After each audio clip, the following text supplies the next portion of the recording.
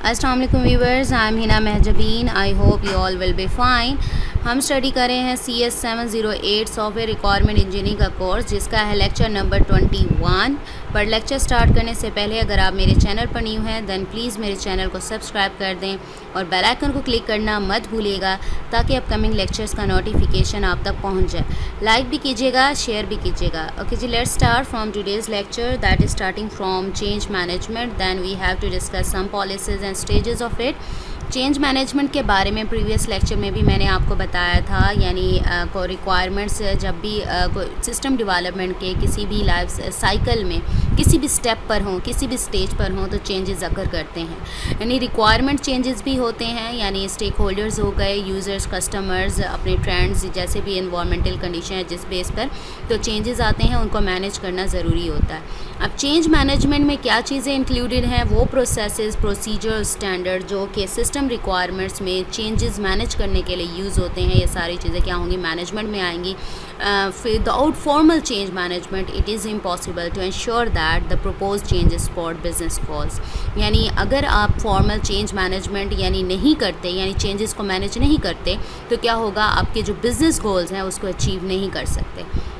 अब नेक्स्ट है change management policies, यानी क्या पॉलिसी है, किसके थ्रू, किस टेक्निक के थ्रू आप चेंज मैनेजमेंट कर सकते हैं। इसके लिए चेंज रिक्वेस्ट करनी पड़ती है, यानी चेंज रिक्वेस्ट, चेंज मैनेजमेंट की भी स्टेजेस हैं, उसको फॉलो करेंगे देन आप इसको मैनेज कर सकते हैं। The change request process and the information required to process each change request. Change request process है और इन्फॉर्मेशन की ज़रूरत होती है ताकि हम हर चेंज रिक्वेस्ट को प्रोसेस कर सकें। दैन ये जो प्रोसेस है वो इसको इम्पेक्ट और उसकी कॉस्ट जो है चेंज की, उसको एनालाइज किया जाता है और उसकी जो इन्फॉर्मेशन है उसको ट्रेस किया जाता है। मेंबरशिप ऑफ बॉडी जो फॉर्मली कंसीडर होगी चेंज रिक्वेस्ट में, और क्या क्या चीज़ें कंसीडर की जा सकती हैं उसको देखा जाएगा। सॉफ्टवेयर सपोर्ट देखी जाएगी जो कि चेंज कंट्रोल प्रोसेस के लिए यूज़ होगा। The change request process and the information required to process each change request, the process used to analyze the impact and cost of change and the associated traceability information, the membership of the body which formally considers change request, the software support if any for the change control process. Next we have to learn the stages of change management. Identified problem, यानी problem analysis, change specification में आप problem identify करेंगे, then analysis and posting होगी उसकी, then change implementation होगा। अगर कोई ज़रूरत पड़ी तो उसको रिवाइज़ करें, अगर कोई करेक्शन करनी है दैन करेक्शन की जाएगी। फर्स्ट स्टेज हमारी है problem analysis and change specification. इसमें क्या होगा, आप प्रॉब्लम को आइडेंटिफाई करेंगे। मैंने प्रीवियस लेक्चर में भी बताया किस तरह से, यानी क्यों ये प्रॉब्लम अकर कर रही है या न्यू रिक्वायरमेंट्स क्यों आई हैं, कौन से कस्टमर की रिक्वायरमेंट है, ये सारी चीज़ें उसकी एनालिसिस में आ जाएंगी। ओके जी, एनालिसिस ऑफ रिक्वायरमेंट में कस्टमर की न्यू नीड्स होंगी, ऑपरेशनल प्रॉब्लम्स भी हो सकती हैं, तो एनालिसिस करने से हमें इस प्रॉब्लम की आइडेंटिफिकेशन का पता चलेगा। This some requirement problems is identified, this could come from analysis of the requirements, new customer needs और operational problems with the system. यानी न्यू कस्टमर नीड्स, मैंने पहले भी बताया कि कस्टमर जैसे ट्रेंड्स चेंज होते हैं, मार्केट कंडीशंस चेंज होती हैं, तो कस्टमर जैसे जैसे इन्वॉल्व होता जाता है अपने सिस्टम में तो उसकी नीड्स चेंज होती हैं। तो न्यू कस्टमर नीड्स होंगी, उसको भी देखेंगे। न्यू नीड्स होंगी देन आपको जो इसमें चेंजेस करनी पड़ेंगी, थोड़े से वो प्रॉब्लम करती हैं। समटाइम्स एक रिक्वायरमेंट को चेंज करने से फर्दर रिक्वायरमेंट या प्रीवियस रिक्वायरमेंट पर भी अफेक्ट आता है। The requirements are analyse using problem information and requirement changes are proposed. आपके पास एनालिसिस जो है वो प्रॉब्लम इंफॉर्मेशन जो आपके पास है उसको यूज़ करके करते हैं और चेंजेस प्रपोज की जाती हैं। नेक्स्ट होता है change analysis and costing. This checks how many requirements and if necessary system components affected by the change, roughly how much it would cost in both time and money to make the change। कितनी requirements है जो इन requirements है, यानी एक requirement यानी जो इसमें problem है उसको चेंज करने से बाकी कितनी चेंजेस रिक्वायरमेंट्स में चेंज आएगा, या कितना अफेक्ट आएगा, कितना कॉस्ट के अकॉर्डिंग अफेक्ट आएगा, कितना टाइम लगेगा या मनी लगेगी इस चेंज में। Next is change implementation. A set of amendments to the requirement document और a new document version is produced। amendments बनाई जाएंगी requirements में और new version produce होगी जब आप इसमें change कर लेंगे जो changes आपको बताए गए हैं। this should of course be validated using whatever normal quality checking procedures are used। जब आपने changes कर लिए यानी सारी identification कर ली, problem का पता चल गया, आपने changes implementation हो गई, then आप requirements में इसको पुट भी कर दिया, then quality checking procedures use होंगे ताकि अगेन देखेंगे जो आपने चेंजेस किया हैं क्या वो क्वालिटी एक्सपेक्टेशंस या मेजरमेंट्स हैं उसको फुलफ़िल करते हैं या नहीं करते, यानी वैलिडेशन होगी। चेंज एनालिसिस कॉस्टिंग प्रोसेस आपको दिखा दूँ, ये प्रोसेस डायग्रामेटिकली चेंज रिक्वेस्ट करेंगे, रिक्वेस्ट वैलिडिटी के लिए चेक होगा या तो वैलिड रिक्वेस्ट होगी, then next step prepare follow करेगा, अदरवाइज रिजेक्ट हो जाएगी। इसी तरह से request list find directly affected requirements find करेंगे, रिक्वायरमेंट लिस्ट बनेगी, देन फाइंड डिपेंडेंट जो रिक्वायरमेंट्स इन पर डिपेंड हो रही हैं देन उसे सर्च करना है, लिस्ट बनानी है। प्रपोज रिक्वायरमेंट चेंजेस जो चेंजेस बताए गए हैं उसमें चेंजेस करें, अगर तो रिक्वायरमेंट चेंजेस है अदरवाइज रिजेक्ट हो जाएगी request. Assesses cost of changes, cost info provide की जाएगी, कॉस्ट एक्सेप्टेबिलिटी जो आपने कॉस्ट बताई है उसको एक्सेप्ट करेंगे, रिजेक्ट हो जाएगी या कॉस्ट इन्फो या फिर एक्सेप्ट कर दिए जाएंगे चेंजेस या कस्टमर इन्फॉर्मेशन प्रोवाइड करेगा। फर्स्ट हमारा है change analysis activities. Change analysis activities क्या होंगी? द चेंज रिक्वेस्ट यानी चेंज जो रिक्वेस्ट की गई है चेंजेस के लिए is checked for validity, customers can understand requirements and suggest unnecessary changes. Validity के लिए चेक करेंगे यानी आपकी जो रिक्वायरमेंट्स हैं वो वैलिड हैं या नहीं है। समटाइम्स ऐसा होता है बहुत सारी रिक्वायरमेंट्स होती है जिसे ना कस्टमर मिसअंडरस्टैंड करते हैं यानी समझ नहीं आती यानी गलत समझ लेते हैं, उसका पर्पज़ वो नहीं होता, या कुछ ऐसी चेंजेस बता देते हैं जो आपके सिस्टम में नेसेसरी नहीं होती यानी उन्हें पता ही नहीं होता। The requirement which are directly affected by the change are discovered, वो रिक्वायरमेंट्स डिस्कवर की जाती हैं। यहाँ पर मैंने आपको दिखाया जो दैट आर अफेक्टेड जो आपका फेस था, requirements that are affected, find directly affected requirements find की जाएंगी।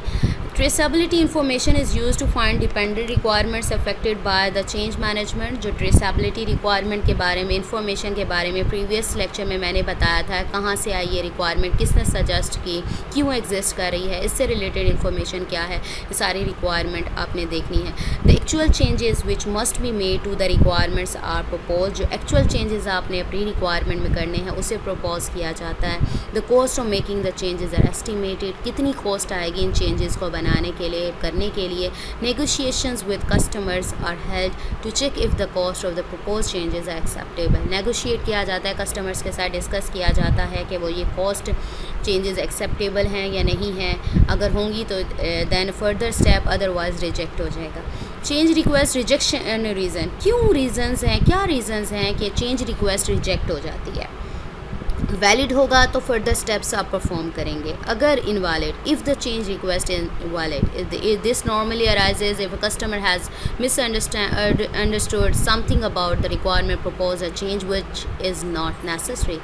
समटाइम्स ऐसा होता है, मैंने ऊपर भी बताया कि कुछ रिक्वायरमेंट्स ऐसी होती हैं जिनको मिसअंडरस्टूड करता है कस्टमर यानी उसे समझ ही नहीं आती और वो ऐसी रिक्वायरमेंट ऐसी चेंजेस करने के लिए कह देता है जो कि सिस्टम के लिए नेसेसरी ही नहीं है, तो ये रिजेक्ट हो जाती है चेंज रिक्वेस्ट, यानी जो ज़रूरत ही नहीं है तो कैसे एक्सेप्ट होगी।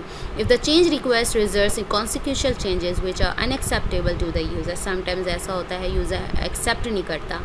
If the cost of implementing the change is too high और टेक्स टू लॉन्ग, यानी टाइम ज़्यादा लगेगा, यानी आपको जो टाइम गिवन है कस्टमर ने दिया चेंज करने के लिए या कॉस्ट बताई है वो फुलफ़िल नहीं हो रही यानी टू लो है या टू हाई के लिए, और इसके लिए कॉस्ट जो है इम्प्लीमेंट के लिए हाई चाहिए, तो ये भी रिजेक्ट हो जाएगी। नेक्स्ट, अगर आपने रिजेक्शन यानी ये सारी चीज़ें देख ली, देन आप देखेंगे चेंज प्रोसेसिंग, यानी चेंज को प्रोसेस किया जाएगा।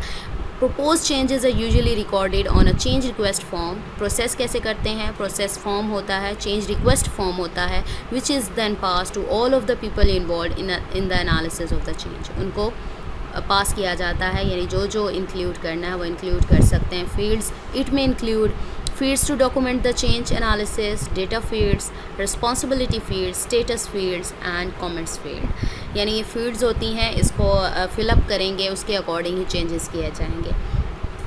देन इस tool support for change management, बहुत सारे टूल्स यूज़ होते हैं जो कि कॉन्फ़िगरेशन टूल मैनेजमेंट टूल्स होते हैं, रिक्वायरमेंट मैनेजमेंट टूल्स होते हैं, इसे इन्वॉल्व किया जा सकता है, इन्हें यूज़ किया जाता है।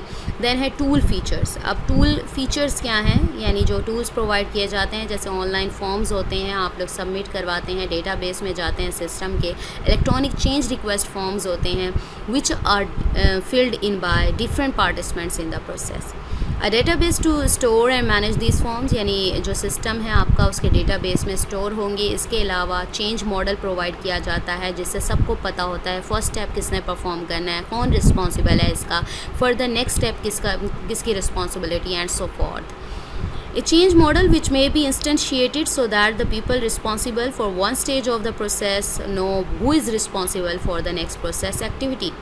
Next है electronic transfer of forms between people with different responsibilities and electronic mail notification when activities have been completed. आपने देखा होगा फॉर्म्स फिलअप करते हैं, कोई सिलेक्ट हो गया या कुछ एक्सेप्ट हो गया, एक्सेप्शन जैसे कंफर्मेशन लेटर्स होते हैं, ईमेल की जाती है, ये सारी चीज़ें क्या है इसी चीज़ में टूल फीचर्स में ही आती हैं। Some cases direct links to a requirement database are also provided, तो डायरेक्ट लिंक्स भी प्रोवाइड किए जाते हैं या फिर आप इलेक्ट्रॉनिकली आपको ईमेल्स भेजी जाती हैं ताकि कंफर्मेशन के लिए कि आपकी एक्सेप्ट हो गई है ईमेल या चेंज जो रिक्वेस्ट की थी आपने। So we have completed our today's lecture, that was lecture number 21। Okay जी, हमने लेक्चर तो कंप्लीट कर लिया जिसमें हमने चेंज मैनेजमेंट के बारे में पढ़ा, देन चेंज मैनेजमेंट स्टेजेस पढ़ी, डिफरेंट स्टेजेस पढ़ी और उनको फर्दर डिस्कस किया। मुझे अपनी दुआ में याद रखिएगा, अपना ख्याल रखिएगा। टेक केयर, अल्लाह हाफिज़।